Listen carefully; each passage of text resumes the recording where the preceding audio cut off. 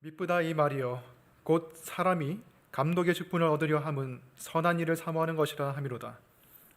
그러므로 감독은 책망할 것이 없으며 한 아내의 남편이 되며 절제하며 신중하며 단정하며 나그네를 대접하며 가르치기를 잘하며 술을 즐기지 아니하며 구타하지 아니하며 오직 관용하며 다투지 아니하며 돈을 사랑하지 아니하며 자기 집을 잘 다스려 자녀들로 모든 공손함으로 복종하게 하는 자라야 할지며, 사람이 자기 집을 다스릴 줄 알지 못하면 어찌 하나님의 교회를 돌보리요.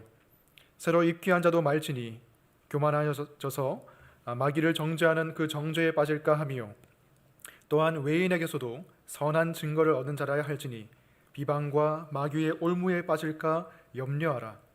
이와 같이 집사들도 정중하고 일구이연을 하지 아니하고 술에 임박히지 아니하고 더러운 일을 탐하지 아니하고 깨끗한 양심에 믿음의 비밀을 가진 자라야 할지니, 이에 이 사람들을 먼저 시험하여 보고 그 후에 책망할 것이 없으면 집사의 직분을 맡게 할 것이요, 여자들도 이와 같이 정숙하고 모함하지 아니하며 절제하며 모든 일에 충성된 자라야 할지니라. 집사들은 한 아내의 남편이 되어 자녀와 자기 집을 잘 다스리는 자일지니, 집사의 직분을 잘한 자들은 아름다운 지위와 그리스도 예수 안에 있는 믿음의 큰 담력을 얻느니라. 아멘. 자리에 앉으시기 바랍니다. 기도하겠습니다. 하나님, 우리에게 이 카비넌트 교회 공동체를 허락하시니 감사합니다. 그리고 저희들을 말씀으로 인도해 주셔서 감사합니다. 저희들이 이 시간 이 말씀의 내용을 통하여서 우리 교회의 직분이 얼마나 소중한가, 그리고 직분이 무엇인가를 함께 배우고자 할 때 성령 하나님께서 저희들에게 지혜 주시고, 또 오늘 본문이 저희들에게 도전하는 것을 저희들이 열린 마음으로 받아들이고 또 순종하는 자세로 하나님께 나아갈 수 있게 도와주시옵소서. 예수님 이름으로 기도드립니다. 아멘. 최근에 충격적일 수도 있는 뉴스를 들었는데요. 사실 이제 목회자들의 경우에는 공공연하게 알고 있는 사실이었지만 이게 뉴스로 보도되기는 처음이었는데, 무엇이었냐면 목사가 되기 위해서 사실 학교로 가야 되죠. 학교로 가서 최소한 대학원에서 3년간의 공부를 마치고 목회학 석사 학위를 따야 됩니다. 최소한의 요건이에요. 그런데 뉴스에서 보도한 내용은 무엇이었냐면 6개월만 공부를 하면, 그 공부도 이제 그냥 예배당 같은 곳에 모여서 예배를 드리고 수업이라고 하기 힘든 그런 강의를 듣고 일정의 수업료와 등록금을 내면 학위를 주고 목사 안수를 준다는 그런 내용이 뉴스에 보도되었습니다. 게다가 유학을 가기 힘든 사람들은 미국의 신학교와 연결을 시켜서 돈만 내면 미국의 신학교에 석사학위, 신학 박사학위를 발급해준다, 졸업장을 발급해준다, 이런 일까지 보도되더군요. 알고 보니까 이제 서류상으로만 존재하는 학교인데 학위 장사를 하는 거였어요. 여러분, 만일 6개월만 공부를 하고서 내가 의사를 하겠다라고 하는 사람에게 여러분의 몸을 맡길 수 있겠습니까? 내가 6개월만 공부하고 내가 변호사를 하겠다, 그런 사람에게 변호를 맡길 수가 있겠습니까? 이건 사실 학위의 문제라기보다는 최소한의 자격에 관한 문제인데, 하물며 영혼을 다룬다고 하는 이 목사의 경우에 6개월만 공부하고 대충 그냥 자격 요건을 형식상으로만 갖추는 사람에게 여러분의 영혼을 맡기겠습니까? 이러한 있을 수 없는 일이 일어나고 있는 것이 지금의 현실입니다. 오늘 본문의 대부분의 내용은 바로 직분자의 자격에 관한 것입니다. 목사의 자격에 관한 것이고요, 장로의 자격에 관한 것이고, 또 집사의 자격에 관한 것입니다. 물론 이 직분자가 아닌 분들에게는 오늘의 내용이 나에게 무슨 이런 딱히 와닿지 않는 내용이 아닌가라고 생각하실 수 있지만은, 직분에 대한 잘못된 이해 때문에 사실 오늘날의 교회가 많이 망가져 있습니다. 반대로 직분에 대해서 올바로 이해하는 것은 교회를 회복시키고 바로 세워나가는 것에 아주 필수적인 것이기 때문에 여러분이 직분자가 아니라고 할지라도 오늘 이 직분에 대해서, 직분의 자격에 대해서 공부하시고 또 배우시고 짚고 넘어가는 것은 굉장히 중요한 일이라고 생각해요. 그래서 오늘 본문을 바탕으로 크게 세 가지를 말씀드리겠습니다. 첫 번째는 직분의 종류가 무엇인지, 그리고 직분자의 자격이 무엇인지, 마지막으로는 이 모든 것을 통해서 우리가 삶에 적용할 수 있는 적용점이 무엇인가 살펴보도록 하겠습니다. 첫 번째는 직분의 종류입니다. 오늘 본문은 크게 두 가지 종류의 직분에 대해서 말하고 있습니다. 감독과 집사의 직분에 대해서 말하고 있는데, 사실 집사는 우리에게 친숙한 단어죠. 여러분들이 쉽게 떠올릴 수 있는 반면에 감독이라는 직분은 처음 들어보시는 분들도 있을 것 같아요. 감독이라고 하면 뭐 영화 감독, 뭐 스포츠 감독, 이것을 먼저 떠올릴 수가 있는데, 감독이라고 하는 단어, 그리고 장로, 목사 또는 목자, 이것은 신약 성경에서 다 같이 교회 지도자를 가르치는 비슷한 용어들입니다. 뉘앙스가 조금 다른데, 감독이라고 하는 것은 다스리고 지도하는 의미가 강하고요. 그리고 장로라는 단어는 연장자로서 지혜를 가지고 있다, 이런 뉘앙스를 가지고 있고, 목자 또는 목사라는 단어는 양떼를 돌보는 목자의 이미지, 양떼를 지키고 또 섬기는 그런 이미지가 있는 단어가 목사입니다. 교회 지도자라는 의미에서 다 비슷한 말로 여러분들이 생각하시면 될 것 같아요. 처음에 교회가 시작됐을 때 초대교회 처음 교회는 직분이 딱 두 가지밖에 없었습니다. 감독과 집사입니다.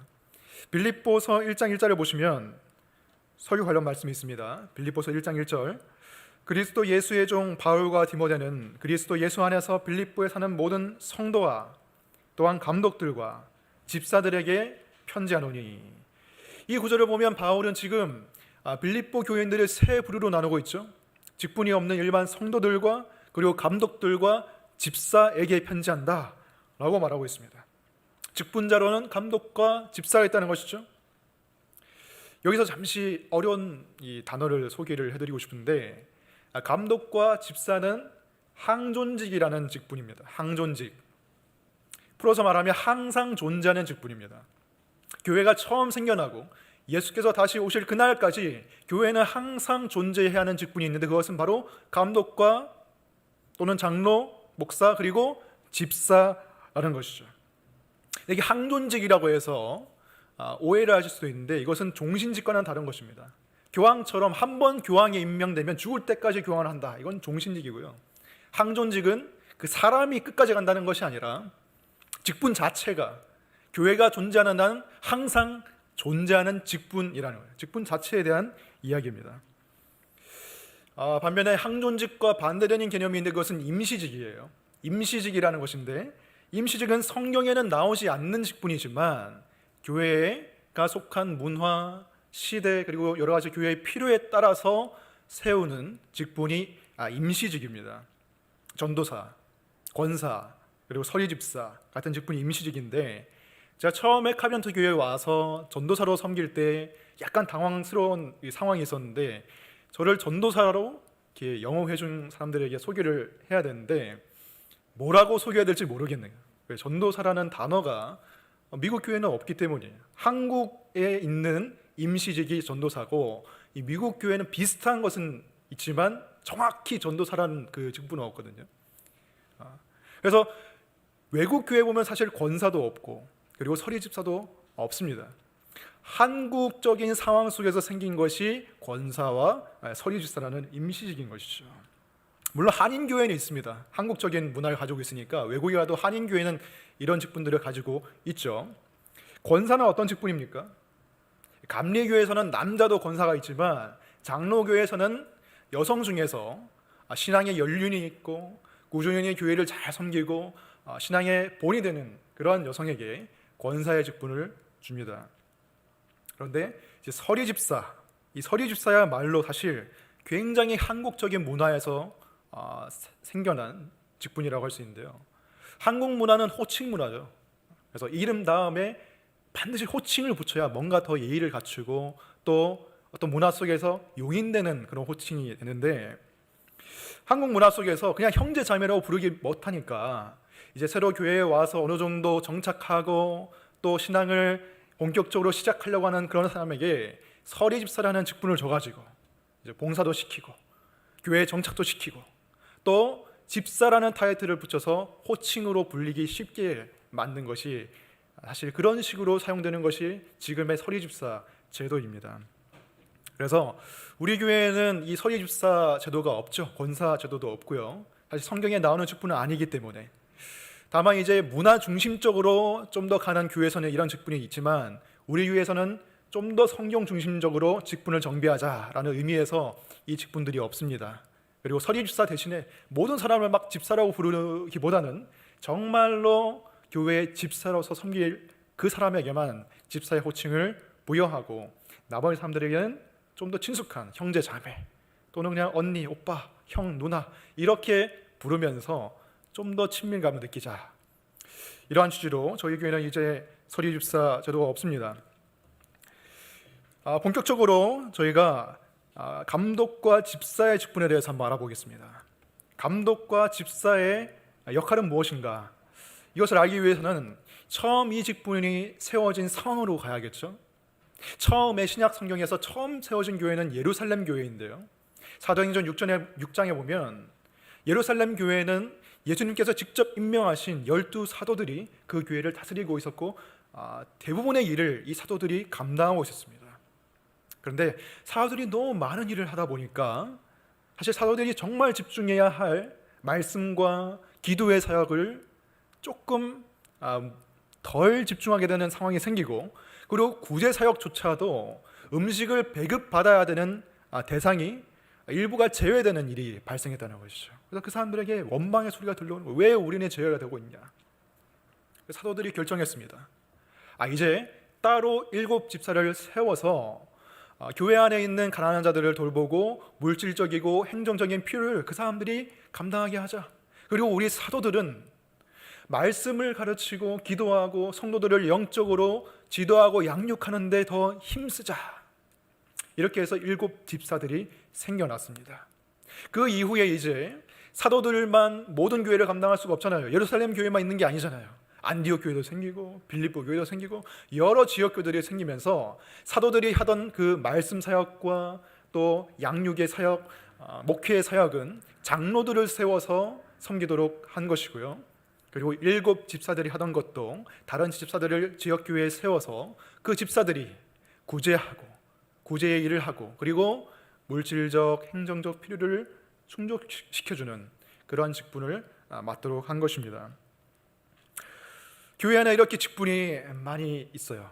목사도 있고 장로도 있고 집사도 있고 다른 교회는 권사도 있고 여러 가지 직분들이 있는데, 이 직분에 대해서 흔히 하기 쉬운 오해가 뭐냐면은 이 직분을 한 가지 어떤 서열, 계급 이런 식으로 이해하는 사람들이 있다는 것입니다.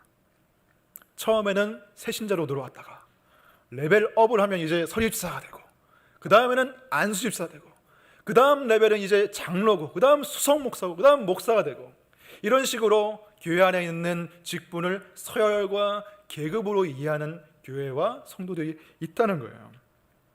굉장히 잘못된 직분에 대한 이해입니다. 직분은 어느 직분을 맡든 간에 그 직분에 어떤 우월함이나 열등감이 없어요. 우월한 직분, 열등한 직분 이런 게 없습니다. 직분이 없는 사람조차도 베드로전서에 보면 모두 왕 같은 제사장이라고 했어요. 모두가 왕 같은 제사장이고 다 평등합니다. 하지만 기능적인 차이, 질서의 차이가 있다는 것이죠. 집사의 은사가 있는 사람은 집사로 섬기고, 장로의 은사가 있는 사람은 장로로 섬기고, 목사의 은사가 있는 사람은 목사로 섬기는 것이지 계급이 아니라는 것입니다. 물론 교회 안에는 질서가 필요하죠. 질서가 필요합니다. 목사와 장로에게 권위가 있고 그들에게 어떤 결정권이 좀 더 있습니다. 하지만 그것은 칼빈이 말하기를 불편한 권위라고 했어요. 불편한 권위다. 그것은 왜? 편하려고 목사 장로가 되는 게 아니라, 편하려고 집사가 되는 게 아니라 더 섬기려고 하는 것이기 때문에, 큰 자가 되려거든 섬기는 자가 되라고 예수님께서 말씀하셨기 때문에 그것은 불편한 권이다. 섬기는 권이다. 결코 서열이 아니라는 것입니다. 자, 이제 오늘 본문에 나와 있는 직분자의 자격에 대해서 살펴보겠습니다. 본문에 감독의 자격으로 15가지가 나오고요. 그리고 집사의 자격으로는 6가지가 지시되고 있는데 이 모든 것을 제가 다 말씀드리기에는 시간이 부족하고 설명이 정말 필요하고 또 중요하다고 생각하는 부분을 중심적으로 살펴보겠습니다. 먼저 1절을 보시면 미쁘다 이 말이여 곧 사람이 감독의 직분을 얻으려 함은 선한 일을 사모하는 것이라 하미로라. 첫 번째, 일단 감독의 직분을 맡기 위해서는 원하는 마음이 있어야 돼요. 이 직분을 사모하고 소망하는 마음이 있어야 됩니다. 바울은 누군가에게 그러한 마음이 있다면 그것은 정말 선한 일을 사모하는 것이다. 즉 정말 가치 있고 고귀한 일을 사모하는 것이라고 바울은 말하고 있어요. 여러분, 초대교회의 상황을 볼까요? 초대교회의 상황을 보면은 사실 목사가 되려고 소망하는 사람, 장로가 되보겠다고 하는 사람은 많지 않았을 거예요. 왜냐하면 지금처럼 이렇게 번듯한 교회 건물이 있는 것도 아니고요, 무슨 신학교가 있는 것도 아니고 교단이 있는 것도 아니고요, 사례비를 아주 풍족하게 주는 것도 아니고요. 사실 목사 장로가 된다는 것은 그 당시에는 꽃길로 가는 게 아니라 가시밭길로 가는, 지금도 마찬가지죠. 사실 디모데 전서가 기록된 시점이 62년 또는 63년으로 추측되는데 그때에는 비록 기독교에 대한 대대적인 박해는 없었지만 산발적인 박해가 일어나고 있었고, 그리고 여전히 기독교는 로마 제국 안에서 공식적으로 인정된 종교는 아니었어요. 그래서 유대교의 핍박, 많은 우상 숭배하는 이방인들의 핍박이 교회에 산발적으로 일어나고 있었습니다. 그리고 1, 2년 후에 64년에 로마의 대화자가 일어나면서 네로가 그 원인을 기독교인들에게 뒤집어 씌우면서 이제 대대적인 박해가 일어나기 일보 직전의 상황이 바로 디모데전서가 기록된 시점이에요. 이때 누가 내가 정말 장로가 되어봐야겠다, 내가 정말 목사가 되어봐야겠다 하는 사람이 많았겠어요? 적었겠어요? 적었겠죠. 고난의 일이고 가난에 시달릴 수도 있고 안팎으로 교회를 무너뜨리려고 하는 이단과 맞서 싸워야 되고 박해가 일어날 때 가장 먼저 끌려가야 되고, 그 지위가 장로, 목사, 감독의 지위이기 때문에 쉽게 도전하는 사람이 없었을 것입니다. 그래서 어쩌면 바울은 좀 더 격려하고 있는지 몰라요. 이것은 굉장히 선한 일을 사모하는 것이기 때문에 이 자리를 사모하라고. 우리나라의 상황을 말하자면 과거에는 목사가 되고 싶은 사람이 굉장히 많았습니다. 그래서 신학대학원에 진학을 하기 위해서는 재수는 필수고 삼수는 선택이다, 이런 말이 있었어요. 굉장히 많은 사람이 목사가 되려고 몰려들었습니다. 그럼 왜 그렇게 목사가 되는 사람이 많았을까 생각해보면 모두가 그런 것은 아니겠지만 분명 그 중에는 목사라는 직분을 통해서 세상적인 복과 명예와 부를 추구하고자 하는 사람이 있었을 거예요. 과거에는 8, 90년대에는 교회 문만 열어놓으면 사람들이 밀려 들어왔다 그러죠. 십자가만 걸어놓으면 사람들이 밀려 들어왔다 그러죠. 그러나 지금은 어떨까요? 지금은 최근에 전국 주요 교단의 신학교의 실태를 보면은 대부분의 교단들이 감리교, 침례교, 성결교 할 것이 다 대부분 1대1의 경쟁률이 안 됩니다. 신학교가 학부도 그렇고 대학원도 그렇고 합동 측과 통합 측만 교회 숫자가 많아서 그런지 1.5대 1 이 정도 돼요. 겨우 면했어요. 1대1 넘었어요. 대부분의 학교는 입시생들 채우지 못했습니다. 입학생들 채우지 못했어요. 왜 그렇게 됐을까? 왜 이제 목사가 되는 사람이 별로 없을까? 더 이상 목사라는 직업은 부와 명예를 안겨다 줄 수 있는 그런 직업이 아닌 거예요. 특별히 코로나 시대 이후로는 내가 목사다 하고 자랑스럽게 말할 수 있는 그런 직업이 아니게 됐죠. 너무 안타까운 상황인데 한편으로는 하나님께서 이 상황을 통해서 교회를 정화시키고 있다는 생각도 듭니다. 한편으로는 이제는 좀 더 순수한 마음으로 목사, 장로가 되는 것이 비록 고난의 일이지만 정말 그 자리를 사모하는 사람이 신학교에 가게 되지 않을까, 한국 교회는 사람들로부터 지금 신뢰받지 못하고 있고요, 비난받고 있고 무시당하고 있고 조롱당하고 있는데, 여러 가지 이유가 있겠지만 가장 큰 원인은 바로 교회 지도자의 타락, 교회 지도자의 부정부패, 교회 지도자의 자격 미달, 이것이 가장 큰 원인입니다.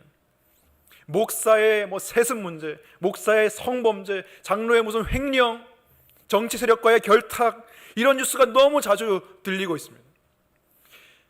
교회 안에서도 사실 목사와 장로 때문에, 잘못 세워진 직분자들 때문에 고통받고 시험받고 교회를 떠나고 방황하는 사람들이 얼마나 많습니까? 우리 교회도 사실 이전 교회에서 그런 일로 시달리다가 오신 분들이 더러 있다고 알고 있어요. 그렇다면 다시금 하나님께서 세우신 교회의 영광과 아름다움을 회복하려면 어떻게 해야 되겠는가? 무엇이 길인가? 교회가 몰락하는 원인, 교회가 무너지는 원인이 직분자에 있다면, 지도자에게 있다면 그 해결책 또한 올바른 지도자를 세우고 올바른 직분자를 세우는 데 있을 거예요. 사도 바울도 그것을 알고 있었습니다. 그래서 디모데를 불러다가 에베소에 머물게 한 것이에요. 에베소의 교회에 지금 거짓 선생들이 난무하고 있다. 그들이 허탄한 신화의 사람들을 몰두시키고 있다. 그러니 너는 가서 장로들을 올바로 세우고 집사를 올바로 세워서 교회를 다시 하나님 말씀 위에 든든히 세워라 라고 말한 것입니다. 직분자를 올바로 세우는 것을 통해서 에베소 교회가 설 수 있다고 생각한 거예요. 그럼 과연 어떤 사람이 목사와 장로와 집사가 될 수 있는가? 2절을 보겠습니다. 2절을 보시면, 그러므로 감독은 책망할 것이 없으며, 책망할 것이 없다는 말에 사실 모든 것이 함축되어 있습니다. 이 말에 모든 것이 함축되어 있어요. 나머지 모든 것들은 이 책망할 것이 없다는 것을 풀어서 설명하는 것입니다. 책망할 것이 없다는 것은 완벽한 사람을 찾는다는 것은 아니에요. 완벽한 사람은 없죠. 하지만 앞으로 제시되는 여러 이 목록들 중에서 크게 책망할 만한, 크게 결격 사유가 될 만한 부분은 없어야 된다는 것이다. 대부분의 요건을 어느 정도는 갖추고 있는 사람이어야 목사와 장로가 될 수 있다는 것이에요. 다음으로 보면 한 아내의 남편이 되어야 된다고 말하고 있습니다. 그리고 4절 5절을 보면 목사와 장로는 한 가정을 잘 다스리는 사람, 한 가정을 잘 책임지는 사람, 돌보는 사람이 교회의 목사와 장로가 될 수 있다라고 말합니다. 왜? 가정 안에서 리더십이 누구에게 있다고 했습니까? 남성에게 있다고 했습니다. 남성이 가정의 주요된 결정권을 가지고 있고요, 그리고 결정에 따른 책임을 져야 되고요, 남성이 리더십을 가지고 있습니다. 그것이 하나님께서 주신 창조 원리라고 했습니다. 그렇다면 교회는 확대된 가족이죠. 교회도 확대된 가정입니다. 우리는 하나님을 아버지로 두고 있는 하나님의 자녀들이기 때문에 이 큰 가정을 누가 리더십을 맡아서 섬겨야 되겠는가? 그 리더십도 남성에게 있다는 것이죠. 물론 모든 남성에게 있다는 것이 아닙니다. 오늘 이 본문에 제시된 덕목들을 두루 갖춘 사람, 이 자격 요건들을 갖춘 소수의 남자들이 교회에서 지도력을 행사할 수 있다는 것이죠. 계속해서 2절을 보시면 절제하며 신중하며 단정해야 한다라고 말합니다. 교회 지도자는 절제하는 사람, 충동에 휩쓸리지 않는 사람, 감정에 휘둘려서 결정을 내리지는 것이 아니라 신중하게 살펴서 결정을 내리는 사람, 그리고 그 생활에 전반적으로 질서가 잡혀 있고 그리고 단정하게 생활하는 사람이 목사와 장로가 될 수 있다고 말합니다. 그리고 나그네를 대접하는 자여야 된다고 말합니다.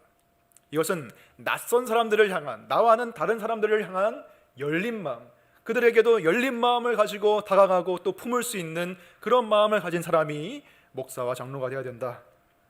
다음으로는 가르치기를 잘해야 됩니다. 가르침의 은사가 있는 사람이 목사가 되어야 된다고 말하고 있습니다. 사실 목사와 이 장로를 어떻게 구분해야 되는가?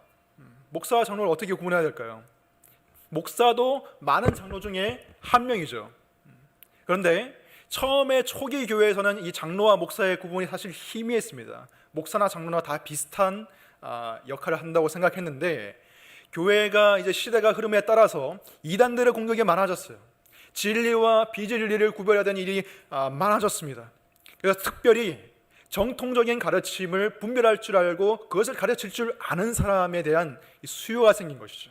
전문성을 가지고 가르치는 사람, 이단의 가르침이 아니라 정말 사도들이 전했던, 예수님이 전했던 그 가르침을 가르칠 수 있는 사람, 그런 은사가 있는 사람이 이 목사의 직분으로 발전되게 된 것이에요. 그래서 디모데전서 5장 말씀을 보면은 잘 다스리는 장로들은 배나 존경할 자로 알되 말씀과 가르침에 수고하는 이들에게는 더욱 그러할 것이니라 라고 말하고 있습니다. 여기 보시면 장로를 다스리는 장로와 가르치는 장로로 구분하고 있는데 여기서 지금 암시되고 있는 거예요. 목사의 역할이 무엇인가?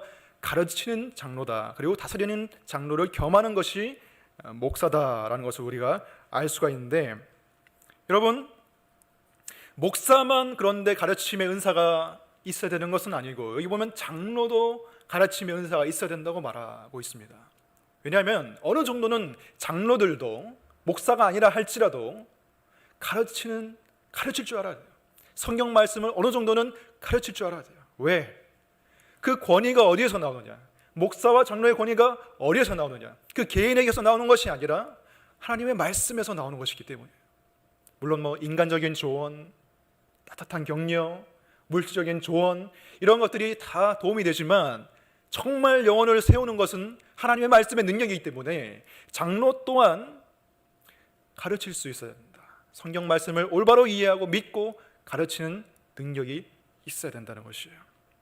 사도 바울도 에베소의 장로들과 이별하면서 이렇게 설교했습니다. 사도행전 20장 보시면 지금 내가 여러분을 주와 및 그 은혜의 말씀에 부탁하노니 그 말씀이 여러분을 능히 든든히 세우사 거룩하게 하심을 입은 모든 자 가운데 기업이 있게 하시리라.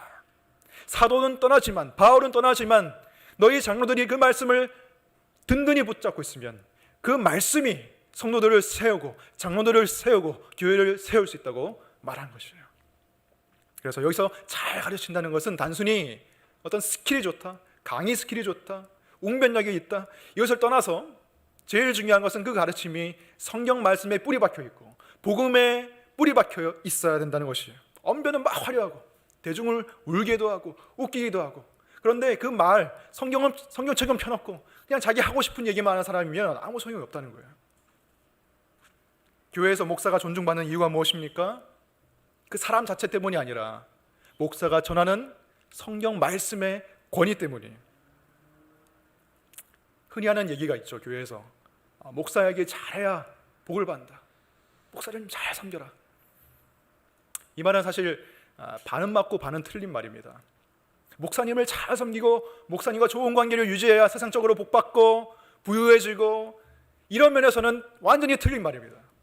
하지만 목사님과 좋은 관계를 유지해서 목사님이 설교하실 때 마음이 열리고 그 하나님의 말씀을 정말 깊이 받아들일 수 있는 그러한 환경이 됐을 때 그것은 그 사람에게 복이 된다는 것이에요. 하지만 정말 합당하지 않은 이유로 목사님과 담을 쌓고 미워하고, 그러면 주일 예배마다 선포되는 그 목사님의 말씀이 마음에 전혀 와닿지 않고 점점 하나님과 멀어지고 말씀과 멀어지면서 그 영이 배고파지고 굶주리게 되는 것입니다. 그것은 복될 수가 없어요. 그런 의미에서 목사는 권위가 있는 것이고, 그런 의미에서 성도들이 목사와 잘 지내야 된다라고 말하는 것이에요. 다음으로 3절을 보시면 술을 즐기지 말아야 된다라고 말합니다. 물론 즐기지 말라고 지금 되어 있는데 건강한 방식으로 술을 즐기는 것은 허용이 되죠. 하지만 여기서 즐기지 말아야 된다, 이 원어의 뜻은 술에 자신을 몸을 바친다, 이런 말이에요. 중독자라는 것이죠. 알코올 중독자는 목사나 장로가 될 수 없습니다. 더 넓게 해석하면 무엇이 됐든 간에 어딘가에 중독된 사람은 목사나 장로가 될 수가 없다는 거예요. 왜? 중독된 사람은 우선순위가 바뀌어요. 자신이 중독된 그 대상을 1순위로 놓고 교회는 뒷전으로 물러나게 되죠. 그리고 하나님으로부터 모든 만족과 기쁨과 평안을 얻는 것이 아니라 그 중독된 대상, 그것이 무엇이 됐던 간에, 게임이 됐던 간에, 스포츠가 됐던 간에, 음란물이 됐던 간에 거기서부터 모든 만족을 얻으려고 하니까 어떻게 그런 사람이 성도들에게 성도들이 하나님에게서 만족 얻으십시오라고 말할 수 있겠습니까? 중독자는 목사와 장로가 될 수가 없습니다. 다음으로는 구타하지 아니하며라고 나오는데 폭력적인 사람이 지도자가 될 수가 없다는 말이에요. 폭력을 쓰기를 좋아하는 사람은 지도자가 될 수가 없다. 오직 관용하며 다투지 않아야 된다고 말합니다. 이것은 비진리이든 진리이든 다 관용한다 이런 말이 아니고요. 진리의 말씀에 대해서는 타협하지 않지만 그 외의 부분에서는 그것이 합당한 것이라면 자신의 잘못을 인정할 수 있고 또 자신의 주장을 철회할 수도 있는 그런 너그러움, 그런 겸손이 지도자에게 필요하다는 것이에요. 항상 내 말은 무조건 옳아, 내가 말하는 것은 성경 말씀이든 그냥 다른 말씀이든 무조건 옳아 라고 주장하는 사람은 목사, 장로가 될 수가 없다는 것입니다. 다른 사람의 목소리에 귀 기울이지 않아요. 그 말이 합당하고 정말 성경적인 것이라면, 자신에게 실수가 있었다면 그것을 인정할 줄 아는 사람, 그런 마음이 필요한 것이죠. 3절 마지막 부분에서는 돈을 사랑하지 않아야 된다라고 말하는데, 디모데전서 6장 5절을 보면 경건을 이익의 방도로 생각하는 자들이 있다고 말합니다. 즉 교회를 사적인 이익의 도구요 방편으로 생각하는 사람이 있다는 것이죠. 돈벌이를 위해서 목사와 장로를 하는 사람이 있다는 것이죠. 돈을 사랑하는 목사와 장로 때문에 무너지고 망한 교회가 얼마나 많습니까? 오늘 직분에 대해서 얘기하고 있기 때문에 직분에 관련된 예를 들자면, 어떤 교회에서 직분을 이제 임명하는데 장로 후보자와 집사 후보자에게 안내문을 보냈는데, 장로가 될 사람은 5천만 원을 헌금하고 집사가 될 사람은 1,500만 원을 교회에 헌금해야 된다. 돈이 없는 사람은 밑에 안내문을 이 대출 안내까지 자세하게 기록하면서 대출을 받아라. 말이 됩니까? 왜 이런 일이 일어나고 있습니까? 돈을 사랑하는 목사와 그리고 직분을 통해서 명예와 인정을 추구하는 사람들의 수요와 공급이 맞아떨어져서 교회가 하나의 장터가 되고 교회가 하나의 시장이 되어버린 것이죠. 돈을 사랑하지 말아야 됩니다. 하지만 반대로 돈을 사랑하지 말아야 한다고 해서 목사가 무조건 가난해야 된다? 이것도 틀린 말입니다. 물론 이 가난함 속에서 하나님을 더욱더 의지하고 하나님을 더욱더 소망하게 되는 선한 일이 일어날 수도 있지만, 반대로 가난하기 때문에 하나님과 멀어지고 가난하기 때문에 염려와 걱정 때문에 딴 길로 새고 목회를 집중할 수 없는 일이 일어나게 될 수도 있습니다. 그렇기 때문에 목회자가 돈에 대해서 지나치게 염려하지 않도록, 또 반대로 너무 풍족해서 하나님을 멀리하는 일이 없도록 적당한 사례비를 책정해서 지급하는 게 필요하겠죠. 이제 6절 말씀을 보시면, 새로 입교한 자도 말지니 교만하셔서 마귀를 정죄하는 그 정죄에 빠질까 하며, 신앙의 연륜이 부족한 사람은 목사와 장로가 될 수 없다는 말입니다. 그 이유는 교만 때문이라고 말합니다. 교만. 마귀를 정죄하는 그 정죄에 빠질까 하미요라는 뜻은, 여러분 마귀가 무엇 때문에 정죄를 당했습니까? 마귀는 하나님보다 높아지려는 교만의 마음 때문에 정죄를 당했어요. 그 교만의 마음 때문에 마귀가 타락했어요. 그 정죄에 빠지지 않도록 하기 위해서 새로 입교한 자는 목사와 장로가 될 수가 없다. 여러분 제일 무서운 사람이 누굽니까? 교회 아니든 교회 밖이든 책 몇 권 읽고 자기가 다 아는 것처럼 행사하는 사람이 제일 무서운 사람이에요. 사실 전문 분야의 한 분야에 헌신된 사람은, 많이 연구한 사람은 내가 아는 것보다 모르는 것이 더 많다고 그걸 아는 사람이에요. 근데 조금 열정하죠. 혈기를 가지고 어떤 맛을 봤다고 해서 내가 거기에 뛰어들 수 있다라고 생각할 수는 없는 것이죠. 처음 믿고 처음 열정을 가지고 어떤 신앙의 혈기를 가지고 내가 목사와 장로가 되겠다, 그것은 사실 좀 더 지켜봐야 됩니다. 그 사람이 정말 그 교회 안에서 사람들에게 저 사람은 정말 목사와 장로가 될 수 있어 라고 인정을 받는 그때, 그 사람에게 은사가 있을 때, 그 사람에게 정말 그러한 기회가 주어질 때 충분한 시간을 거쳐서 목사와 장로가 될 수가 있는 것이죠. 7절은 이제 감독의 마지막 요건입니다. 또한 외인에게서도 선한 증거를 얻은 자라 할지니 비방과 마귀의 올무에 빠질까 염려하라. 목사와 장로가 될 사람은 밖에서도, 교회 밖에서도 좋은 평판을 받아야 된다는 것입니다. 교회 안에서는 막 기도도 잘하고 설교도 잘하고 너무 경건하고 너무 좋은 목사님인데 교회 밖에서는 막 가정에서 막 아내를 함부로 대하고 식당에서 종업원을 함부로 대하고 동네 사람들한테 폐를 끼치는 그런 사람이 있다면 그런 이중 생활을 하는 사람은 목사, 장로가 될 수가 없다는 것이죠. 근데 사실 이렇게 되기가 너무 쉽습니다. 왜? 여기 보시면 비방과 마귀의 올무에 빠질까 염려하라고 되어 있는데 여러분, 마귀가 누구를 가장 집중적으로 공격을 할까요? 교회 직분자들입니다. 특별히 감독, 목사, 장로, 교회의 지도자를 무너뜨리면 교회가 무너지기 때문에 이 사람들을 집중 공략하겠죠, 마귀라면.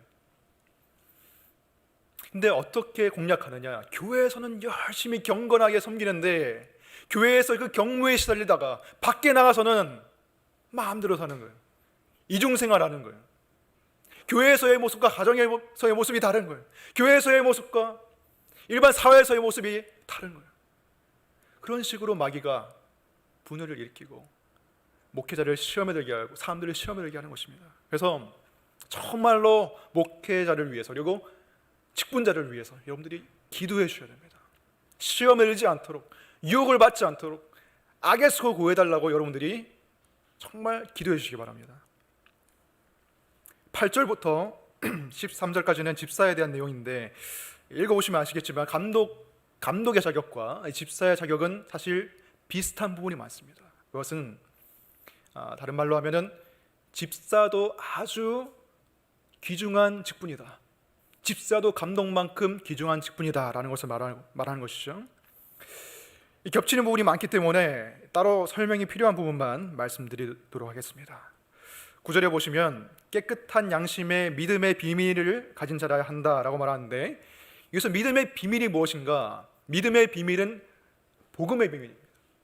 복음을 굳게 믿고 붙드는 사람이 집사가 될 수 있다는 것이에요.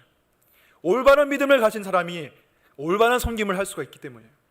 믿음이 없는데 섬김을 줄 수가 없는 거예요. 봉사의 자리를 줄 수가 없는 거예요.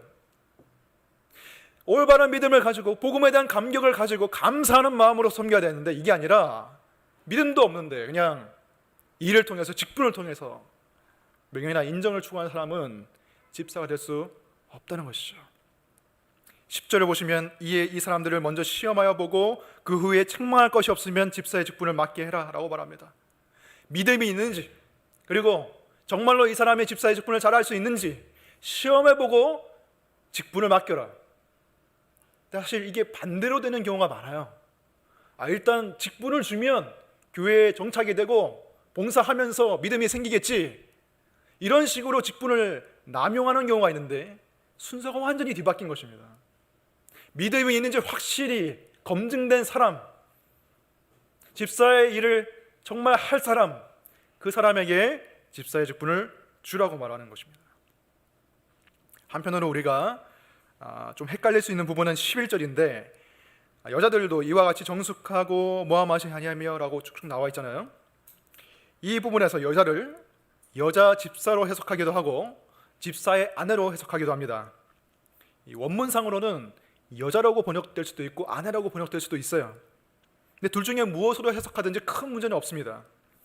헬라어 원문이 같고 그리고 로마서 16장 1절을 보면 바울이 교회의 일꾼으로 있는 자매 베베를 추천한다 이런 말이 있죠. 그래서 교회의 일꾼이라는 단어가 집사라는 단어와 같은 단어입니다. 근데 번역을 일꾼으로 해놓은 거예요. 일꾼으로 할 것인가 집사로 할 것인가, 이것은 사실 각자의 또 신념, 성경 해석에 따라 좀 다를 수가 있는데 이것으로 봤을 때 성경적으로 여자 집사도 용인될 수 있는 직분이다라고 우리가 말할 수 있겠습니다. 자, 지금까지 이제 교회의 직분의 종류가 무엇이고 또 직분자의 자격이 무엇인지 살펴봤는데 이제 마지막으로 이 본문을 통하여서 우리가 모든 사람이 직분자가 아니더라도 적용할 수 있는 또 도전할 수 있는 부분이 무엇인가 세 가지 말씀드리고 마무리하겠습니다. 첫 번째, 본문에서 직분자에게 요구되는 덕목들은 사실 모든 그리스도인에게 요구되는 덕목들입니다. 모든 그리스도인들이 절제해야 되고요, 단정해야 되고요, 모든 그리스도인들이 돈을 사랑하지 않아야 되고요. 모든 그리스도인들이 외인에게 좋은 평판을 받아야 됩니다. 다만 그것이 엄격하게 더 교회 지도자들에게 적용될 뿐이에요. 그렇기 때문에 난 직분자가 아니니까, 나는 집사도 아니고 목사도 아니고 장로도 아니니까 그냥 좀 자유롭게 살자, 이런 마음을 가지시기보다는 이 덕목들을 보고서 이 모든 것이 나에게도 하나님께서 원하시는 것이구나, 이 덕목들을 해나가는 것이 예수 그리스도를 닮아가는 것이구나 라고 생각하시고 나에게 부족한 것은 무엇인가 돌아보시면 좋을 것 같습니다. 둘째로는 직분에 대한 열린 마음을 가지시기 바랍니다. 목사가 과거에는 인기 직업이었지만 지금은 기피 직업이 된 것처럼 요즘은 교회 안에도 직분을 맡으려고 하는 사람이 많기보다는 직분을 기피하는 사람이 더 많은 것 같아요. 여러 가지 이유가 있겠죠. 나 같은 사람이 어떻게, 나같이 부족한 사람이 어떻게 직분을 맡겠어? 라고 생각하는 것도 있겠지만, 직분자가 되면 더 많이 섬겨야 되고 더 많이 봉사해야 되고 내 시간과 에너지를 바쳐야 된다는 사실 때문에 부담스러울 수가 있습니다. 그러나 직분에 대한 마음을 너무 닫아두지 마세요. 그것은 성경적인 태도가 아닙니다. 앞서 말씀드렸듯이 항존직으로는 장로와 집사가 있지만 교회의 필요에 따른 임시직이 있다고 했는데, 우리 교회의 필요와 상황 속에서는 케어그룹 리더가 하나의 임시직이라고 볼 수도 있습니다. 그럼 케어그룹 리더로 섬기는 것을 너무 기피하지 마시기 바랍니다. 오히려 그 자리를 좀 사모하셨으면 좋겠어요. 리더가, 나도 리더가 됐으면 좋겠다. 3월에 이제 케어그룹 개편을 하는데, 그 전까지 이제 리더 직분을 맡았다가 내려놓을 사람 신청을 받고, 그리고 새롭게 리더가 될 사람은 자원 또는 추천을 받고 있습니다. 13절에 보면 집사의 직분을 잘한 자들은 아름다운 지위와 그리스도 예수 안에 있는 믿음의 큰 담력을 얻는다로 되어 있는데, 이것은 집사만이 해당되기보다는 목사든지 장로든지 집사든지 케어그룹 리더든지 주일학교 교사든지 어떤 섬김의 자리에 있든지 그 섬김의 자리를 충실히 하는 사람은 아름다운 지위를 얻습니다. 어떤 서열을 얻는 것이 아니고 계급을 얻는 것이 아니고 교회 안에서 섬기는 아름다운 지위, 하나님 보시기에 기쁘신 아름다운 지위를 얻는다는 거예요. 그리고 그리스도 예수 안에 있는 믿음의 큰 담력을 얻는다고 말하는데, 믿음의 담력을 얻는다는 것은 믿음의 확신을 얻는 거예요. 믿음의 확신을 얻는다. 여러분, 어떻게 여러분이 내가 그리스도의 몸 안에 속한 한 일원이고 내가 그리스도의 제자이고 내가 하나님의 자녀이고 이 믿음의 큰 담력을 어떻게 얻겠습니까? 그냥 예배만 드리고 다시 집에 가고, 물론 예배 감격 속에서 얻을 수는 있겠지만 정말 더 큰 담력을 얻으려면 섬김의 자리를 통해서, 예를 들면 리더로서 다른 사람들을 섬기고 연락하고 관심 가져주고 돌보는 그 직무를 통해서 자신의 섬김의 자리를 잘 실천하는 것을 통하여서, 그래, 내가 하나님의 정말 자녀답게 살아가고 있구나, 내가 그리스도의 제자답게 점점 변화되고 있구나, 이러한 큰 담력을 얻게 되는 것이에요. 여러분, 마지막으로 한국교회 지도자들을 위해서 특별히 기도해 주시기 바랍니다. 오늘 나열된 이 자격들을 보면서 김우영 목사는 80점, 70점, 50점 이렇게 생각하실지 모르지만 사실 당연하게 그렇게 생각하게 되겠죠.